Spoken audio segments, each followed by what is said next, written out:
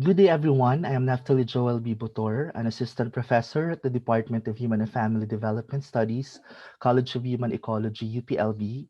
I am also a project development associate at the UPLB Gender Center.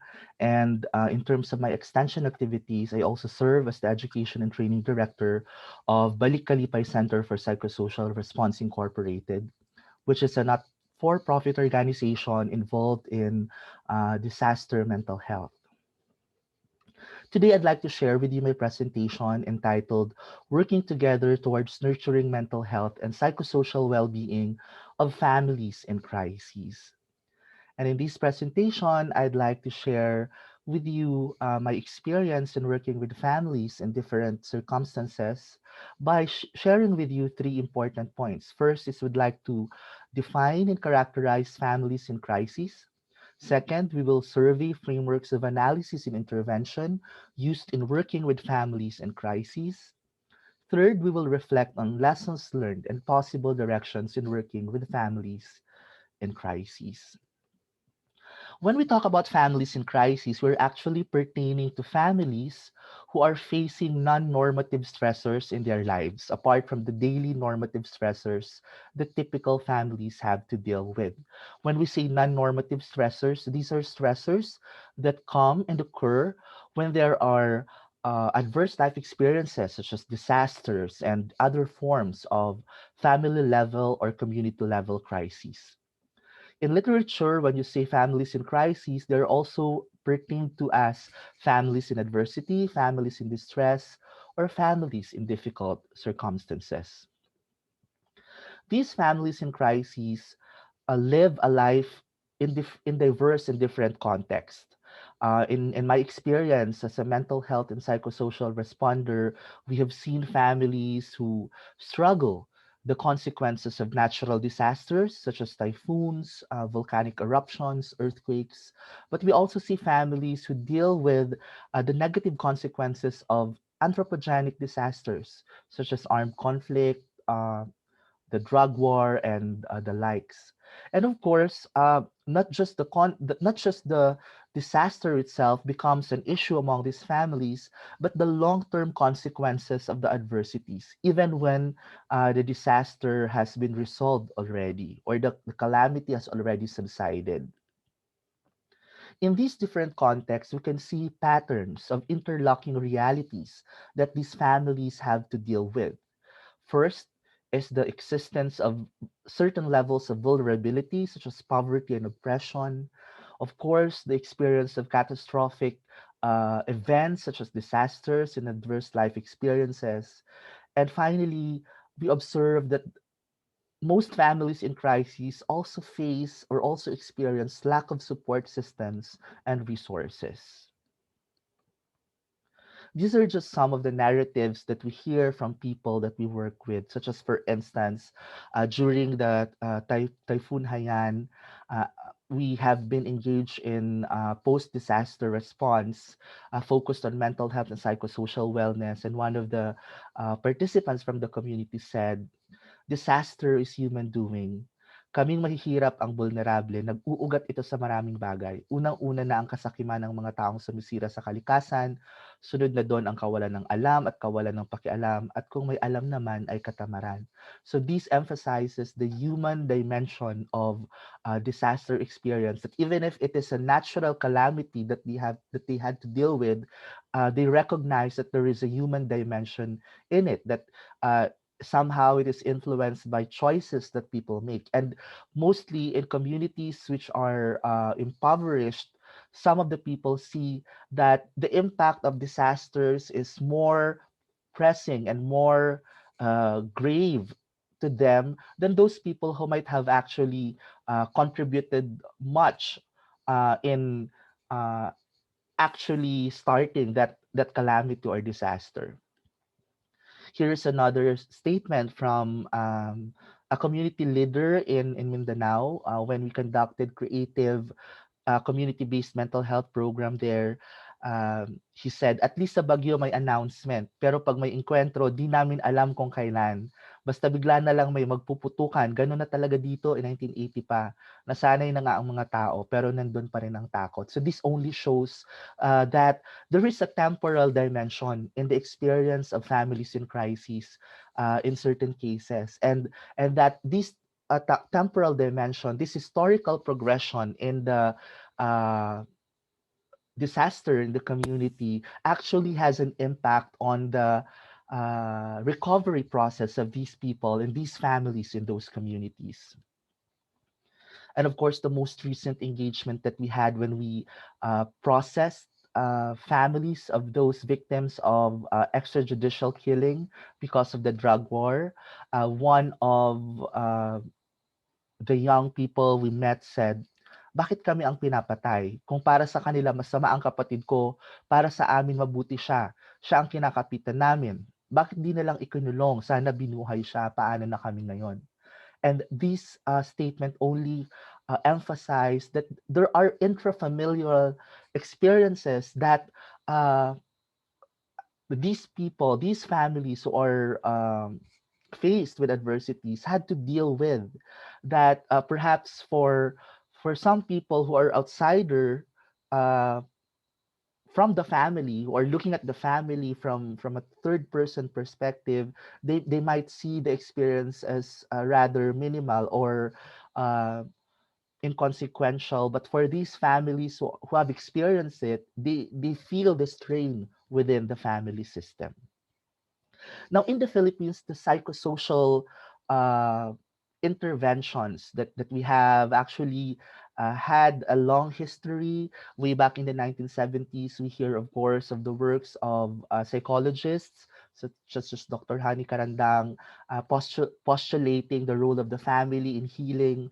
Then in the 1990s, during the Mount Pinatubo eruption, we see the works of psychiatrists such as Dr.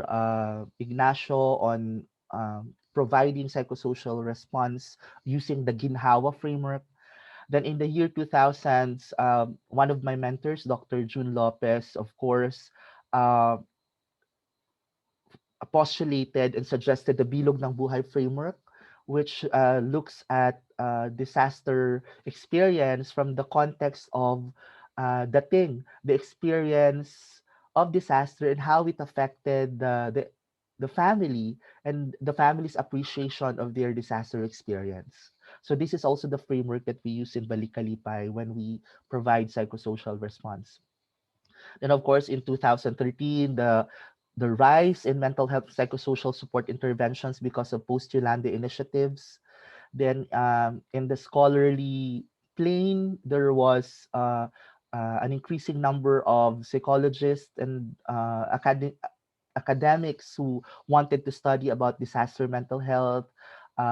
Then, of course, recently the newly legislated RA 11036, the Philippine Mental Health Law, which also hand in hand supports the harmonization of the mental health and psychosocial support principles and interventions in the Philippines. So we have a long history of psychosocial interventions and initiatives in the country. Now, what are frameworks that we can use to understand these experiences of families in crises vis-a-vis uh, the goal for mental health and psychosocial well-being amidst this diverse uh, experiences? So, of course, one of the frameworks that we use is the trauma recovery framework, which only emphasizes the value of establishing safety at the onset of any disaster. That primary goal should be to establish safety among people to make them feel safe.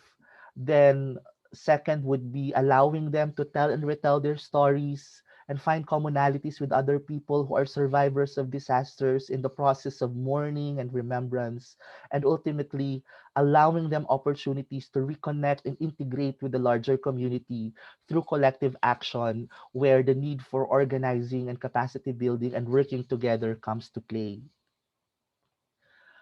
Then, of course, among humanitarian agencies and even in the Philippines, we subscribe to mental health and psychosocial support guidelines by the Interagency Standing Committee, which is a group of humanitarian aid agencies, wherein the goal of this framework is to protect or promote psychosocial well-being and prevent and treat mental disorder. Looking back at the definition of mental health, according to World Health Organization in 2007, there are two dimensions in mental health, and one is making sure that there is absence of disease or disorder, and the other one is that there should be promotion of a state of well-being, which also links to making sure that families in these communities have opportunities for a good and high quality level of family life.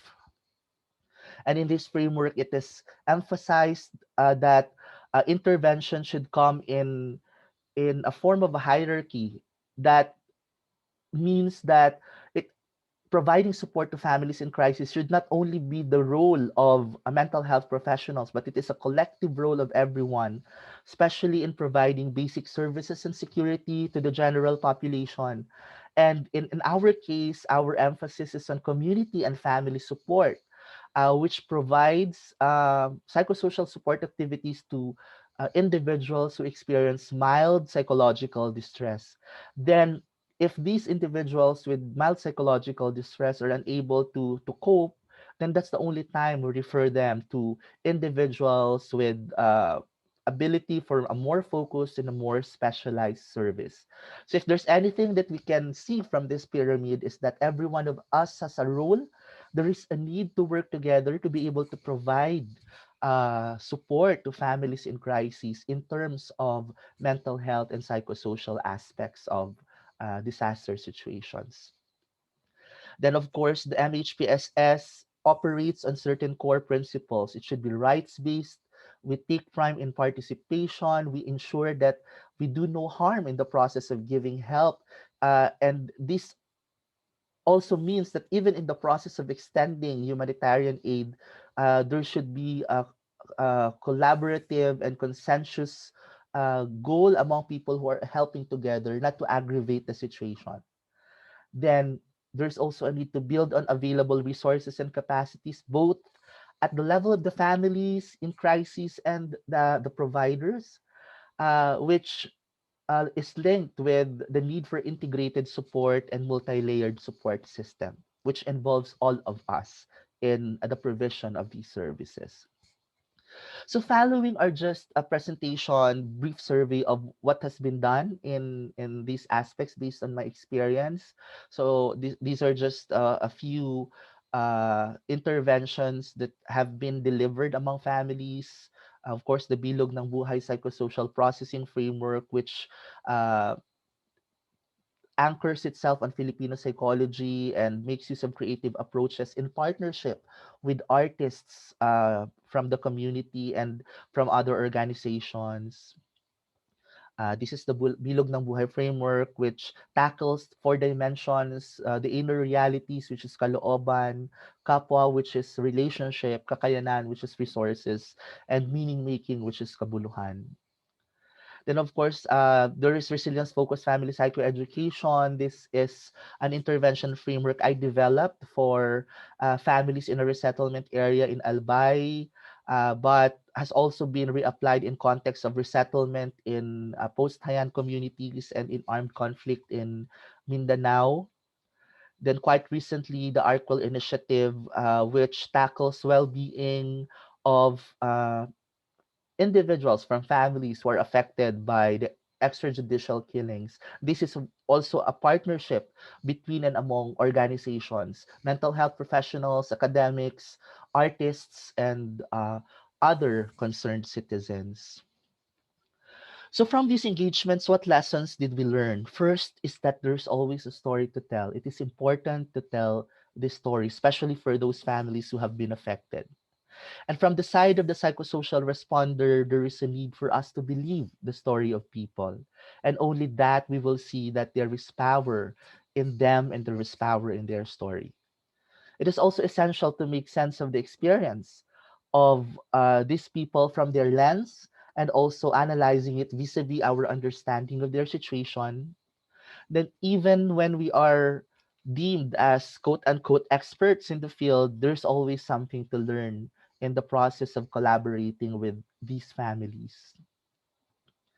It is not enough to tackle individual issues because family issues matter. And when combined with individual concerns and combined with a lens using the family systems, we gain another layer of understanding about the vulnerabilities in the context of families in crises. That the psychosocial is always tied with political, cultural, and economic, and we cannot veer away from the reality that all these macro level phenomena affect individuals and families at the individual and the family level, and that we cannot do this alone. That is, it is only when we are together that we can actually help families in crises. Therefore, moving forward, what do you want to do? Of course, first, consolidate efforts through partnerships and collaborations. We also need to develop and assess efficacy of interventions for different forms of difficult circumstances faced by Filipino families. And here we need the help of monitoring and evaluation experts to help mental health professionals do this. Empower and build capacities of first responders, primary caregivers, and making one another safe and well during crisis situations. Integrate family systems and human ecological thinking, and commit to take part as individuals in creating a compassionate and caring family and community culture. So with this presentation, I hope I have provided you enough an overview of what is being done in the field and some pointers for reflections on working together towards nurturing mental health and psychosocial well-being of families in crises. Thank you very much. And if you have any questions, you may reach me through my email nbbotor@up.edu.ph, and I would love to converse with you about this particular topic. Thank you very much, and you have a great day.